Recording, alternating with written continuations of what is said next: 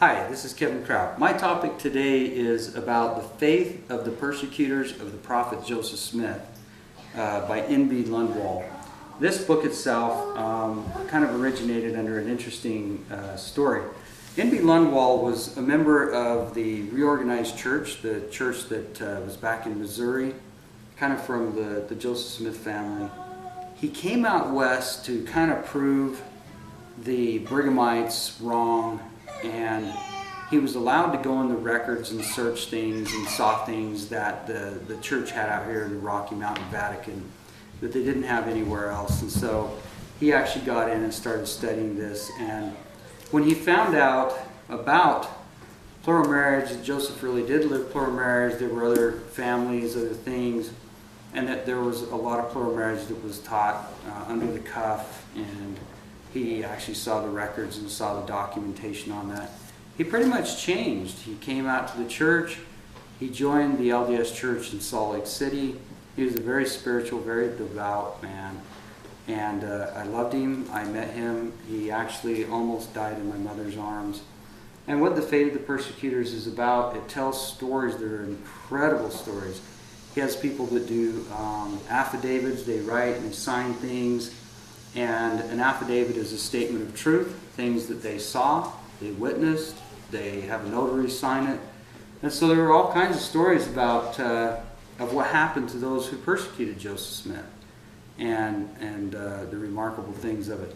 This is getting actually pretty hard to find. I suggest anybody read this if they're doubting Joseph Smith. Read this, study it. It's one of the best things to prove about Joseph Smith Mormonism, and that Joseph Smith really was a prophet.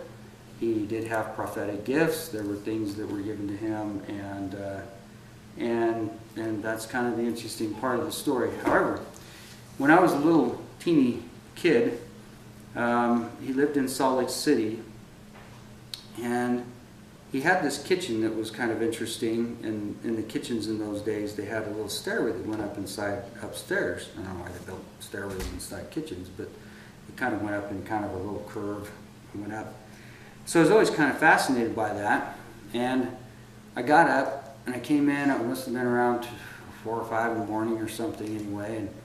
And I went walking into the kitchen, and to my surprise, I know I had to have been about 3 or 4 years old. And I saw this angel standing there, and it was bright and it glowed, and I looked, and he kind of looked at me and didn't say anything, and then just kind of out he went. And so, you know, when I got to be older, I started thinking about that and told my dad about it, and I said, was N.B. Lundwall an apostle? And Dad said, well, no, he was an apostle in the church, but, you know, I think he probably could have seen Christ. And it was a very spiritual moment of my life, and I do hail Brother Lundwall. He was a good man. He also had he also had some scrolls, actual large microfilms of things that he actually got from the records of the church. Many of those went back to the Lundwall family. We haven't found those yet, but a lot of interesting stuff on those scrolls.